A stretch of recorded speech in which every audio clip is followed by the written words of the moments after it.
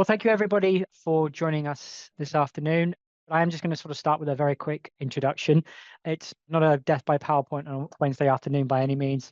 I really want to fly through a few slides and hand over to my colleague Emma as quickly as I can. Really, the idea of the presentation, the intro is just really to introduce who we are as a Sage Intacct partner. So what gives us the right to talk about Intacct today, high-level overview of Intacct from a system perspective, and then I'll get you over to Emma straight away. So quick introductions. My name is Rory Healy. I'm one of the sales consultants here at Vision 33. My role is really to speak with new prospective clients, understand their challenges, the impact of those challenges with their current finance system, and really align those to what it is Intacct can do for them in terms of mitigating those challenges, and also how it ties into overall business and organization strategies, so how Intacct can help fuel that. With me is my colleague Emma, who is an Intacct consultant with the delivery team. Emma comes to the table with a wealth of experience with Sage Intacct, having worked with the likes of PwC, various other Intacct partners, but Emma herself is also a management accountant, so has very much been on your side of the fence in terms of the day-to-day finance, and very much understands the implications of bringing in a good finance system. Who we are Vision 33. We are very much a finance transformation partner. We are the largest Intacct global partner that there is. So we do many more Intacct implementations than really all of the Intacct partners that there are there. But we've been around a very long time, and we've got strong credentials with Sage. So 30 plus years of actually working with Sage across a vast portfolio of the systems that they have.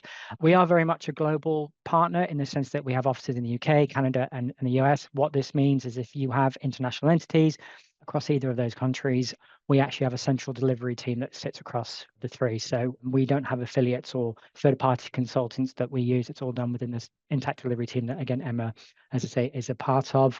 And we're very strong on our financials. The reason that we put that up there is just to show that we're not going to disappear anytime soon. It's very common at the moment to be asked, what are your financials like? Because I imagine the last thing you want is a partner sort of, taking you through an implementation only to sort of disappear 12 months later, which is not the case with us. But we work with a multitude of different sectors. This leans very nicely into Intacct itself.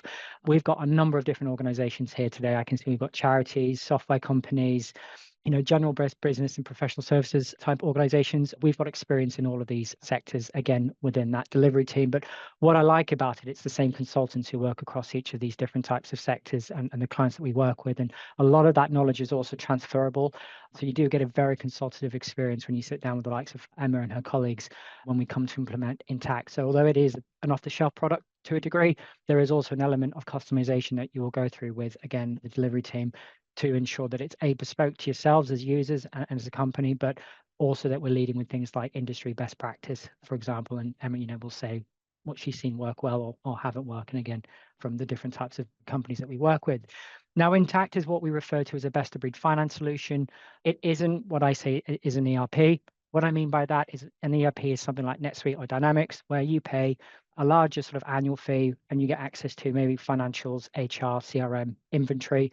You may not need all of those, whereas Intacct is very much core financials, but then there are very powerful modules that you can add on if they're required. And that is part of my role, is to ensure that we do scope and capture your requirements so that we add on the necessary modules. So Intacct is a modular system in that sense, and it means that you only pay for what you need. And with the account management that you receive from us, any potential new modules that you might need will be identified as part of your account management.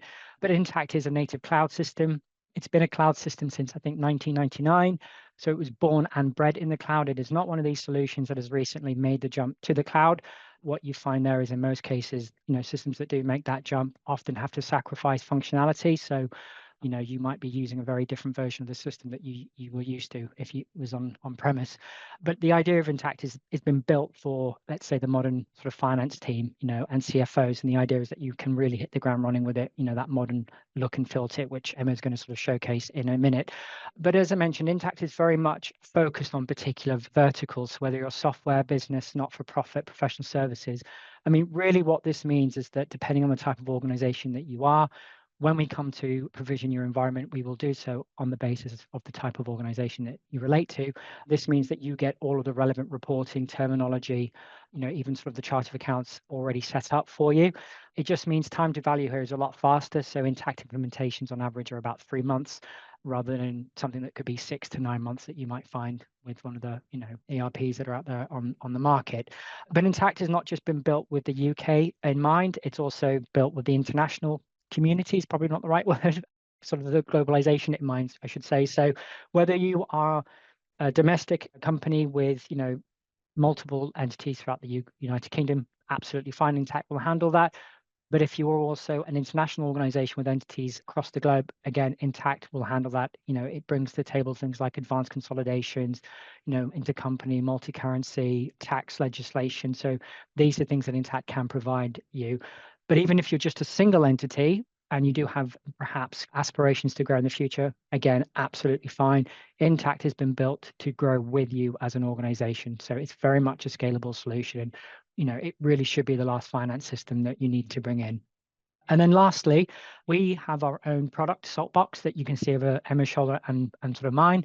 Saltbox is our dedicated integration platform. Essentially, we can plug Intacct into any other systems you have within your ecosystem. So whether it be an HR, a CRM tool, e-commerce platforms, you name it, we can make sure that data flows between those solutions in the right manner. So making sure that there are no data silos, so to speak, and really having to remove that need of dumping things into Excel sheets. And that's something again that myself and colleagues will discuss with you guys in discussions. Is there integration and what does that look like and what is it that we need to do to get you to a place that you're happy? So that's all. As I said, I wanted to keep that short and sweet, and I'm pleased to see that I've actually kept it under 10 minutes. So I'm now going to hand over to Emma, but Emma, I'm going to stop sharing my screen now and give you the ability to share yours. Thank you. Thanks, Rory. So yeah, hi everyone. As Rory mentioned, I'm going to be taking you through a little bit of Sage Intacct this afternoon. I'm going to cover a handful of bits and bobs today, mainly core financials, and I'll also introduce you to the concept of reporting. Yeah, so I'm going to cover a handful of bits and bobs today, like I said, mainly core financials, reporting, and I'll introduce you to the concept of dimensions as well. I know we've got people on the call from different sectors, so not-for-profit, general business, retail, professional services, and so on. I will try to remember to be inclusive, but please, if I reference a P&L, know that the functionality I'm referencing would also be available for a statement of financial activities and so on. Okay, so I'm starting on the home page here, and I'm just going to quickly show you, move that across, things like the Intacct Help, Global Search, Copilot, and so on. So just in the top right here, we've got help on this page. That would take me through to the Sage Intacct Help Centre. I can also get to there from here. We've got Sage University, which has got lots of different courses that you can do. And then Search Help, which is Intacct's version of Copilot. So I've just clicked on here and I can pop in a query. So I can say, I don't know, AR invoice. I've had a bit of a moment and I can't remember quite how to do that. So I can type that in. And what it does is it kind of goes across the Sage Intacct Help and brings through what it thinks the most relevant information across that would be. So here we go. Here's the information. And then here's some links to the help articles there. Okay, I can also use this global search. So I know I've got a company in my demo system called Singleton Brothers. So if I search on Singleton and click go, what this is going to do is going to bring up basically all the transactions and records within Sage Intacct that reference Singleton. So bear with it a second. There we go. You can see we've got AP payment, general ledger entries, purchasing, the supplier itself, and so on. So again, really useful functionality there. So I'll just show you one more thing. We've got top level here, and as Rory mentioned, Intacct is a multi-entity application. So we've got top level, and for this particular demonstration environment, I've got various different entities from different parts of the world here. Most of the time today, I'm going to be going into the UK because obviously most of you on this webinar are from the UK. And then we've got our application selector here, and this basically brings through all the different modules that you might have subscribed to. Again, being my demo system, I've subscribed to everything and anything. Yours will probably be a wee bit tidier than this. And yeah, please do bear in mind as we go through that I really have pushed Intacct to its limits on here. So Sage Intacct is widely recognised for its powerful reporting capabilities, and it's known for its dimensional capabilities too. And we're going to come on to that. What I'm going to show you first is one of my dashboards that I've created. You'll see when we get to this menu, I have been busy and I have created a fair few. We're going to have a look at this role-based CFO global view for now. CFO global view. There we go. Okay, so I've built this dashboard thinking about what a CFO or a member of the exec team would want to look at. This demo environment, like I said, has been set up with lots of entities across lots of countries. So this is a consolidated dashboard that covers all of these entities. This means that the CFO can see what's happening across the business in this one-page overview. So you can see I've got performance cards with total revenue, revenue services, labour, OPEX, operating margin, and so on. These are sort of also across a period of time.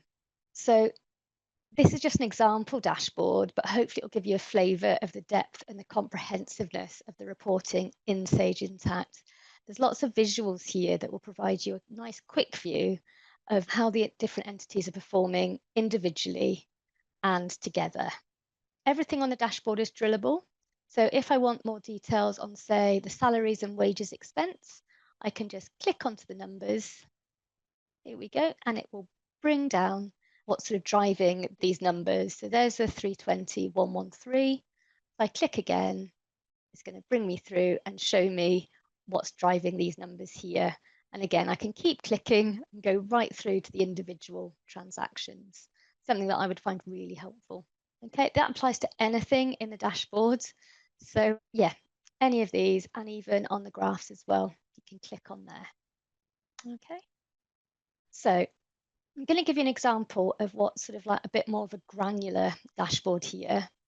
Let's go back in, and what I'm going to do is I'm going to go into my UK entity. So just by using that selector there. And then I'm going to go and have a look at my AP manager dashboard. So in here, go back to my dashboards. Here they are. And then scroll down and find my AP manager one. Okay, role-based AP manager. I'll click on my components. So we should be able to see here a really quick snippet of what's going on in accounts payable for the entity I'm in, so the United Kingdom. I'm going to stay in here, like I said, for most of the rest of today's demo. So I'm here able to see really quickly what my AP balance is, what my interco payables are, and my cash in hand. You can add comparators to these performance cards. On this example, I've chosen prior month, but you could also compare to budget, you could do year on year, and so on. Okay, and just see we've got my AP trade account. I've also got custom navigation here to take me through to the parts of Sage Intacct that I use most regularly. I've got my bills here, vendor aging graph. I like to have a play with these, so I've gone for a pie chart. I'm not sure that's exactly the best one in that situation. My vendors and so on. So these are just a couple of examples of how you could set up a dashboard and utilize them. Gives you a really quick way of having everything on the same page, and you can start on this page every time you log into Intacct. So if you are a subject matter expert, you only want to know about accounts payable, you can start from here and then straight away create an invoice, pay an invoice, and so on using the quick links that I've just shown you. So the dashboards are all bespoke and they'll be built out based on your requirements. And that's all part of the implementation process, which I'm sure you can discuss with Rory or Linda at a later time. We will build Intacct to suit your company's exact needs, so roles, workflows, and reporting structure. Okay, so I'm going to move back onto dimensions here. And Intacct is what we call a dimensional system. So instead of using endless general ledger codes, so if I go into my chart of accounts here, Intacct uses dimensions like department, project, location, employee, fund, donor, whatever you like to use. And this enables you to have a much more sort of concise chart of accounts. And it also helps organize your transactions in a much more intuitive way. So you can see here, my chart of accounts is pretty tidy, pretty small. Bear in mind, I have played with it a bit and put in some sub numbers here, just again, for a bit of testing. So my dimensions are over here. So you can see I've got classes, contracts, customers, departments, all sorts. These are cross-country. Cross-country? Clearly my kids need to go back to school and do some running. It's on the brain. Cross-company dimensions even. And here we go. Let's have a look at our departments. Okay. So what these allow you to do is categorize your transactions into different sort of buckets in the system to be able to report on later. So here I've got my sales creative, sales design, and then I've got services, admin, marketing, and IT. And you can see that I've got these two reporting into sort of rolling up into another department called sales. It's probably easier for me to translate that into an actual transaction and raise an AR sales invoice so you can see. Um, for me, Intacct was the first time I'd used a dimensional system, and it did take me a little bit to get my head around it. I was so used to having revenue service one, revenue service two, cost of goods sold, that sort of thing for the different levels. You don't need to do that with your dimensions. So I'm going to go back into the UK and I'm going to go into accounts receivable and AR sales invoices. Okay, so I'm going to click on create. Okay, what you're seeing here is a very typical transaction entry screen. It shouldn't really be very different to anything that you've used or seen before. So I'm going to kind of take you through almost like the old way of creating an invoice. So I'm going to use my customer, which is Emma's Flowers. You can see it populates my address and so on. I can use a term or a due date. So I'm going to say net 15, and that's going to calculate that for me. If I had a PO number, I could pop it in. This is a custom field here that I've created. I could also use this reference number. I can put an overall description for the AR sales invoice here, add any attachments that I want to, and so on. So this particular environment that I'm working in just now is multi-currency. I'm going to stick in GBP for today. And so the exchange rate is just going to be 1. Okay. So ordinarily, what you would do is you would pick, say, a nominal code, a GL code. You'd put in the amount. So let's say 15,000 today. And then maybe tag a department. So I'm going to say admin. And that would be kind of like your invoice created. What I'm going to do is I'm going to tag some additional dimensions. So I'm going to pick a class. I'm going to go for service line 1. I'm going to pick an employee. Let's go for Emma Penny. I'm going to pick a project. I'm so unoriginal. I'm going to pick Sage Intacct implementation. I'm going to put in a description. So Sage phase 1, for example. And then I can choose my tax detail. Now, this isn't particularly different from any other system. I'm just going to say no VAT output for that. But obviously, you've got all the different options in here. Okay, so there you go. I've now tagged that with all this different information. For example, I could rename class if I was a not-for-profit organisation and use that for funds. So you could have maybe restricted or unrestricted funds. And then that would enable you to report on all the money going in or out for restricted and unrestricted funds, respectively. You can rename these as well. So instead of class, I could rename that to be fund to make it a lot more obvious when I'm inputting invoices. I'm just going to click on post now. There you go.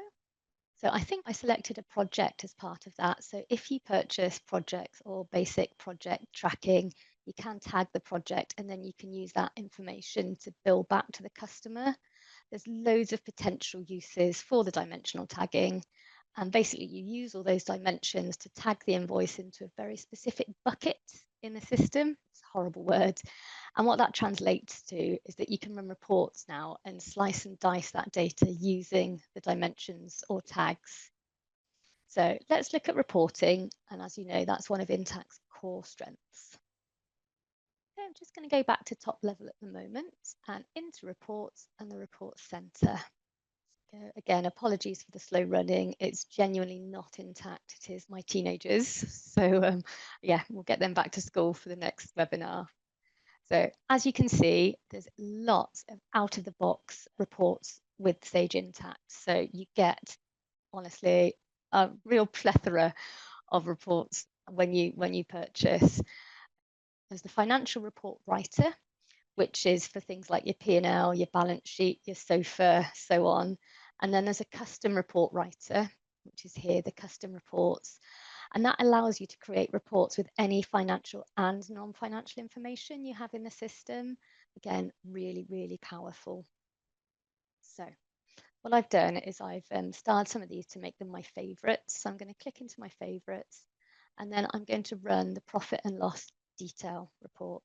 So it's only going to be small because it's only got a few bits of data in here, but obviously you can use your imaginations and think what it would look like ordinarily. Just going to run that for now. Okay, and you can see super quick, even with the streaming going on in the other room, I've got my P&L here. Okay, so I'm going to come out of that, and then I'm going to go in and edit it, and I'm going to show that you can split by dimension at just a few clicks of the button. So I'm going to go into my column, and this isn't a training session, so you don't need to remember how to do this. I'm going to click on expand by, and I'm going to choose to expand by, let's expand by department. I'm going to click set, and then let's just preview that and see what it's done to the report. Okay, so now we've got our departments across the top here, admin, IT, marketing, but we've still got the same nominal codes, the same GL codes along the sides. And then we've got this dimensional split, this departmental split. Okay. You can also drill down from these reports, much like we did on the dashboards. If I click on that 9400, it's taking me into the general ledger report, and then I can click through again. Okay, and it's taken me to the exact journal entry that generated that 1100. And we'll close those, close that one again, and I'm back into the report. Okay, so I've split this P&L out by department, but you could split it out by any of the dimensions that you've got set up in Intacct. And actually, I didn't show you, but if I come back out of this report and just go back into the report center itself, some of the out-of-the-box reports, you've already got, say, a P&L split by location, department, class, customer, employee, and so on. So you won't necessarily have to build all of those reports yourself. Okay. You can do the same with your balance sheet as well. So again, I've got a balance sheet detail here.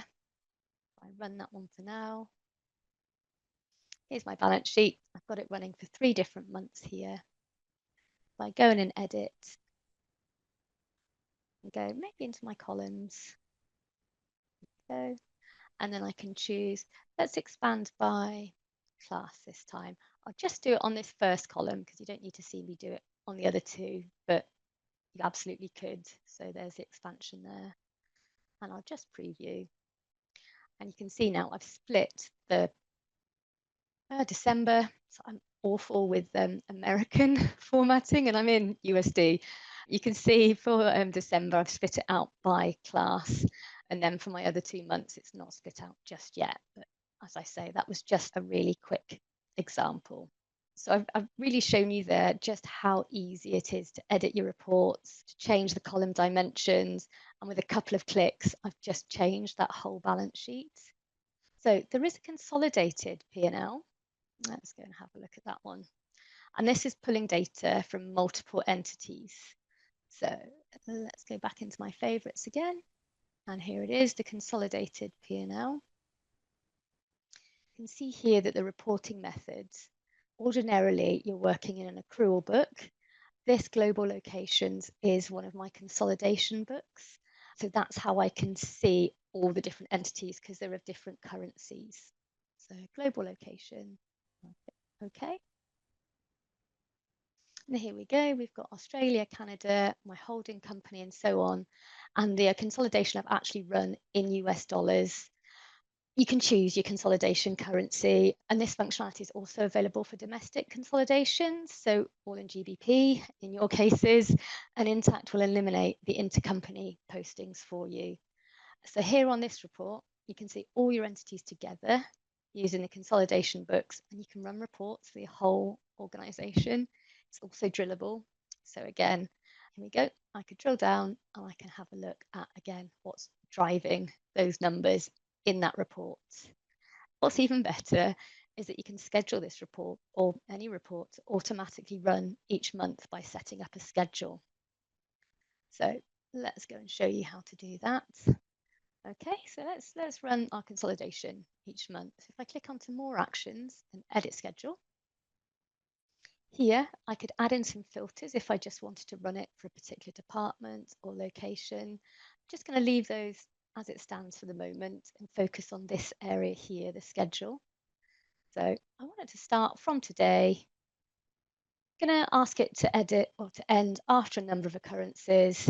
Let's say after 12 occurrences and every month. I want it to run every 1 month and at the end of the month. Seems sensible to me. Obviously, you could change it if you wanted a daily, weekly, or you can have it triggered by the general ledger closing and then the report would generate. That's actually a lot more sensible than just saying at the end of the month, because we all know that sadly month end close doesn't happen on the final day of the month unless you're doing something amazing. And then your delivery options here, you can set it to email and you just pop in an email address there. You can put in more than one email address, separating it by a comma or a semicolon. Pop in your subject, choose the type so you can send it out in Excel if it's going to be added to a particular pack or if somebody wants to do some pivot tables off it. And you can add a message. You can also choose to store it in Intacct, so you just give it a description and then again you choose the format of the report. And then finally, you can choose to store it in the cloud. So if you've got a file path and you want to save it in Google Drive, SharePoint, etc., you can do that using this. So it's really good for month-end automation. So that is a little bit of a crash course on Dimensions and how they give you flexible, powerful ways to slice and dice your data, whether for reporting or day-to-day transactions. Like I said before, it can be a relatively new concept. It really was for me. So you can Google it or speak to Rory or Linda and they can put you in touch with me and we can discuss in a little bit more depth. Okay, so I'm going to pivot a little bit and go back into data entry and see how Intacct handles revenue recognition. So I'm going to go back into my UK entity and into accounts receivable sales invoices. It's just here. Now, something that's really important to a lot of our clients is being able to manage how revenue actually hits their ledger. And that's where we can start to think about things like revenue recognition or revenue management. Typically, if you wanted to do revenue management in some systems, you'd have to post the invoice and then manually defer it to a deferred income account, deferred revenue account.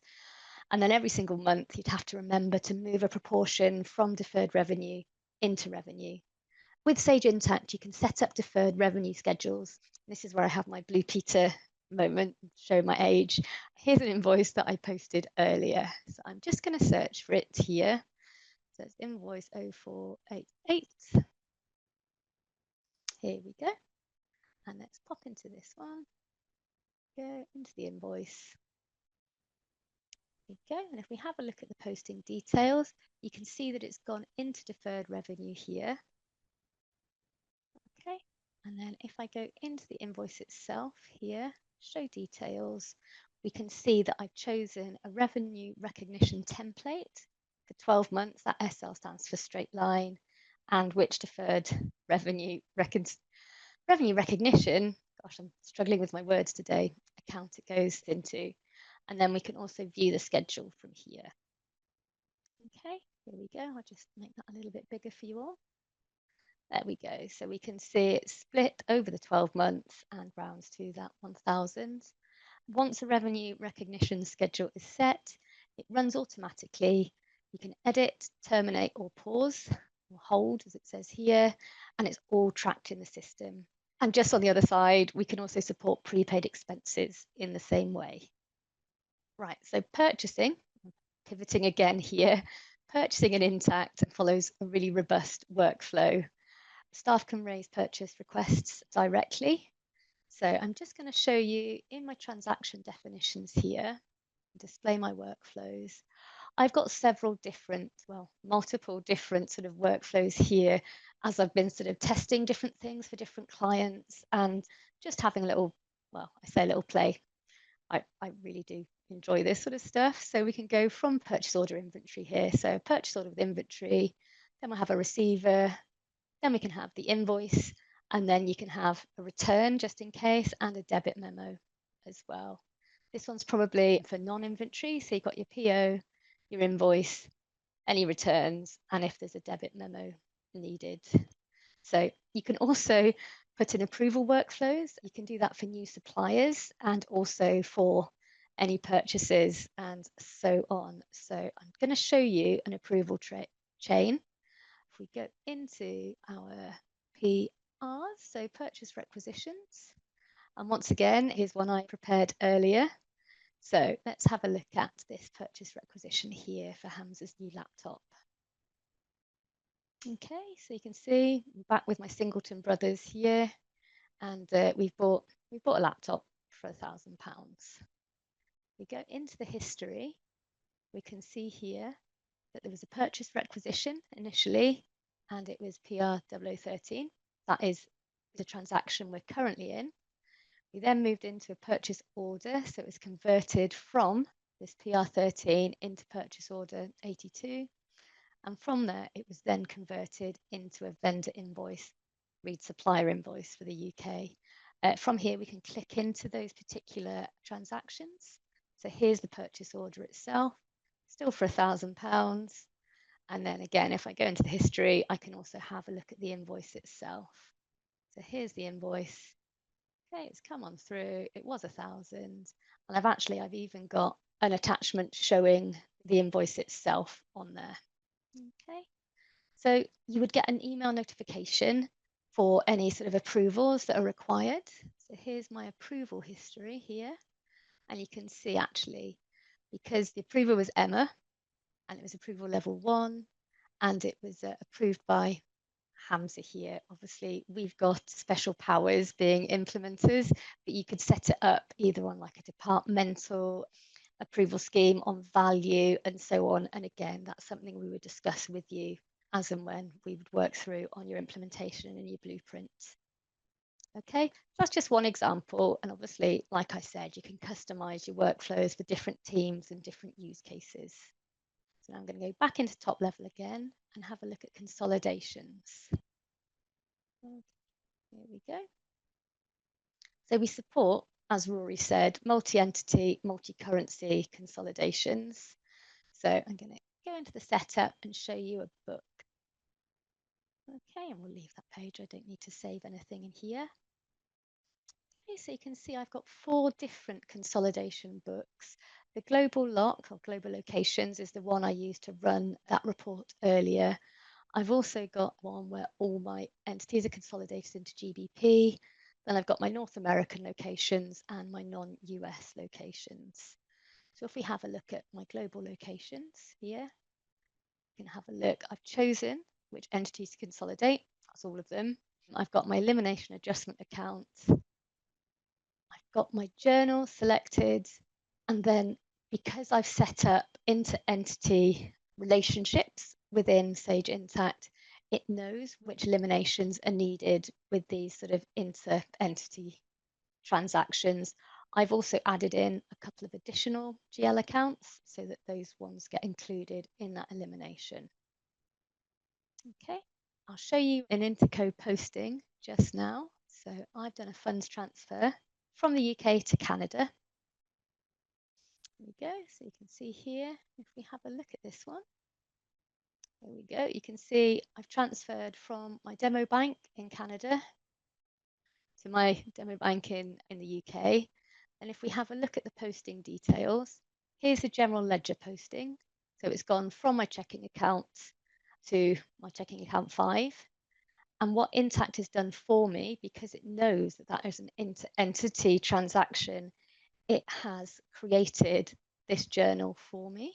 So it basically handles the double entry by generating that intercompany journal automatically for me. So I'm going to go back into my consolidations. Now we've seen how that sort of all hangs together. And let's see if we can run one. I'm going to run a consolidation. So for July 2020, I'm slightly behind, five and a bit years behind with my consolidations. If I click in here, okay, and then click consolidate, it's going to email me when the consolidation is complete. Okay, and you can see there's a key at the bottom, so it would go red if it had failed. It's gone this lovely sort of teal color because it's in progress, and then these are all successfully run. So really easy. And like we say, you can then run your P&L condensed report using your consolidation book. You can split by location and so on. Okay. So Intacct also makes cash management seamless. We support global bank feeds and reconciliation. So I'm going to go into cash management and into, let's go into a bank reconciliation. Okay. I'm going to pick Bank 100. And we could ignore this. I'm still in 2019 and I've got a statement ending balance of 0. Obviously, when you come to do your reconciliations, you would put in something that's hopefully slightly better than 0. I'm going to click continue. And you can see here that I've got my Intacct transactions on this tab. And then I've also got my bank transactions here. Now, once again, another Blue Peter moment. My heart and vascular clinic here, I know that I've got an Intacct posting on the other side that's going to match this. So you can do it from either side. You can either match from Intacct or you can match from the bank side. And I'm going to just click match here and go and find my 18750 here. Clicking that. And you can see remaining to match is 0. So I can click match and then I could go on to my next one. So nice and easy. You can also, if I just cancel out of that, from within the bank reconciliation, you can make other actions. So you can do a funds transfer if you have moved money between bank accounts and forgotten to register that prior to going into your bank rec. You can do a journal entry, you can receive payments. And then if I went into checks and debits, I can also do a manual payment in there. So lots of functionality from within the bank account reconciliation itself. Okay, so that's a really high level walkthrough of Intacct across dashboards, reporting and automation. I'm going to hand back to Rory now and open the floor for questions. Thank you, Emma. I think, to be honest, because I talked a million miles an hour, I imagine people are still trying to digest where I went there. So more than happy to pick up questions if people think about them sort of afterwards, once they've had time to sort of digest what I've been demonstrating. Yeah, absolutely. And of course, we'll be reaching out anyway, just to sort of see your thoughts and particularly see where you are in regards to looking at, evaluating your existing system with Intacct. So, and there will be opportunities to ask your questions later. I know it's normal for them to all sort of come at once after the session has happened. So, but yeah, we'll be in touch anyway to pick things up. But until then, thank you very much, everybody, and see you again soon.